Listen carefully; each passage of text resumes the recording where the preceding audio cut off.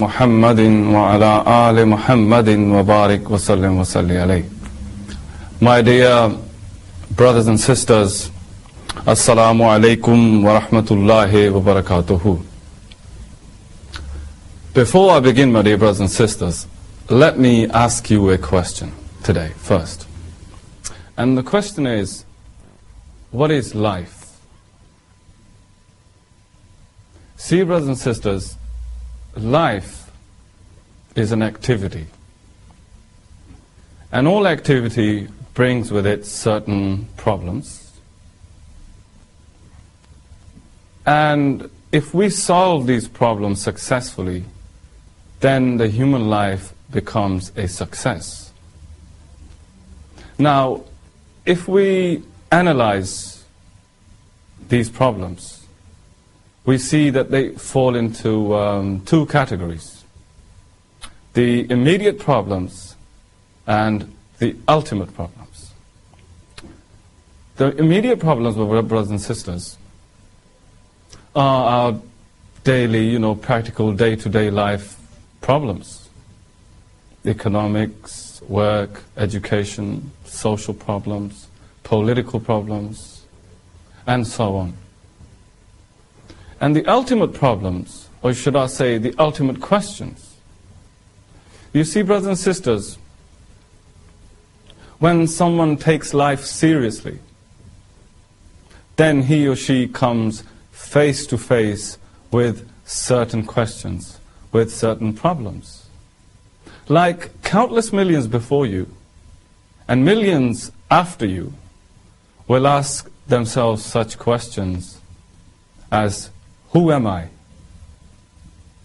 Where do I come from? What are we doing here on this world, in this earth? Where does this universe come from? Can we do what we want to, when we want to, and how we want to? Where do we all go from here, from this seemingly earthbound existence?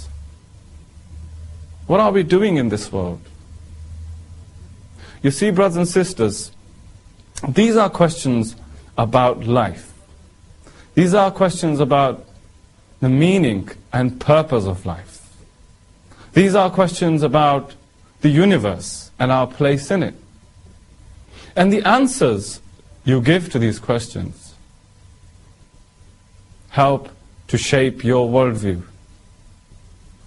And a worldview, brothers and sisters, is the way in a person explains, sees and explains his or her existence and his or her place in this world.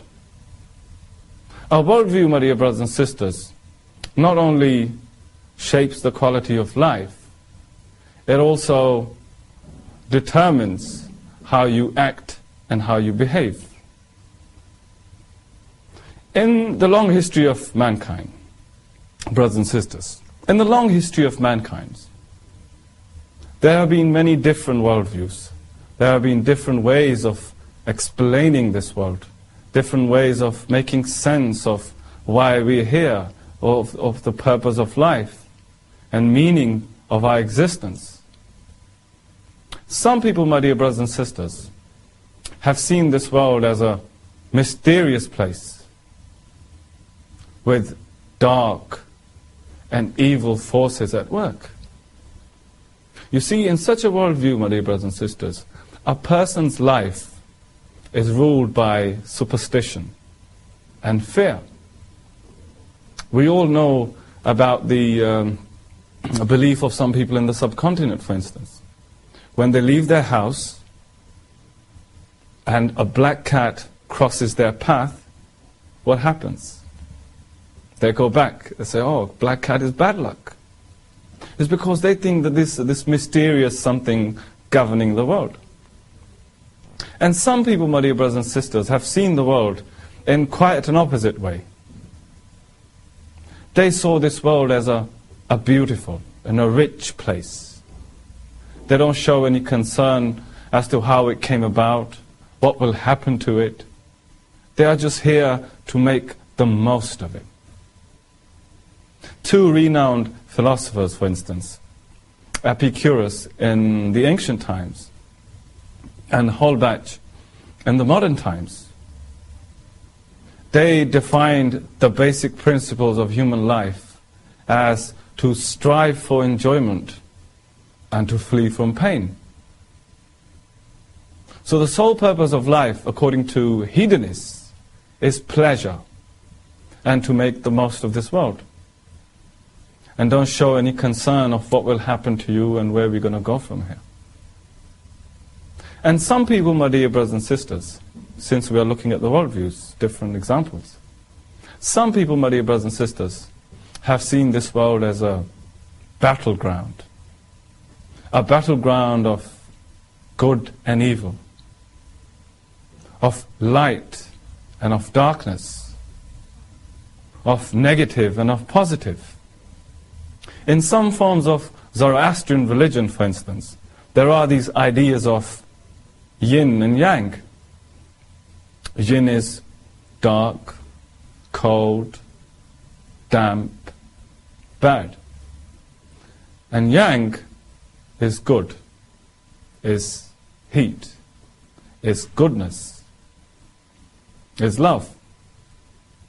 And in some forms of Zoroastrian religion, for instance, there are these ideas of Ahura Mazda, the force of good, battling with Angra Mainyu, the force of evil, for the control of this world. And some people, my dear brothers and sisters, get their worldview from religions.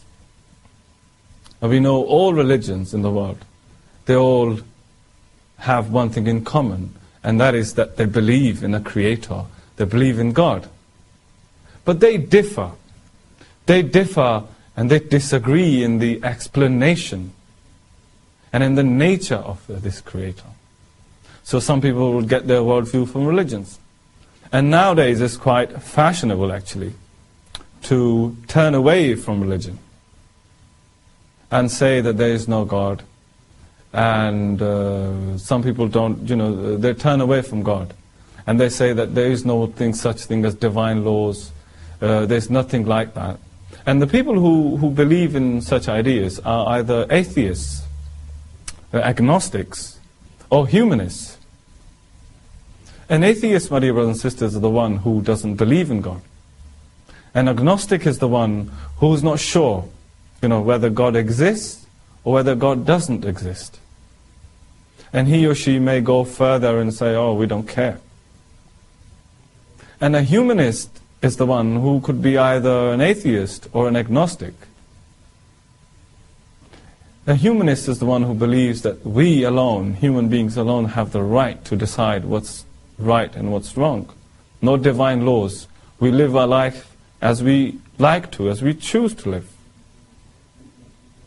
At the same time, there's some people follow these theories. There are people who also get their worldview from science. And they treat science and the scientific method as something as something precise and exact. And they seek the answers for the ultimate problems and ultimate questions from science. Now, after a brief survey of different worldviews in the world, my dear brothers and sisters, if we sort of put them all together and classify them, we'll see that they fall into three categories.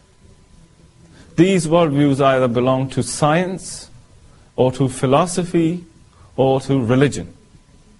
So the point is this, my dear brothers and sisters, that in the world today, there are only three claimants of guidance. These three different claimants or schools, they are telling the world that come and follow us. We will tell you the answers to the ultimate questions. And where do we come from, and what are we doing here, and where are we going to go from here. So these are the three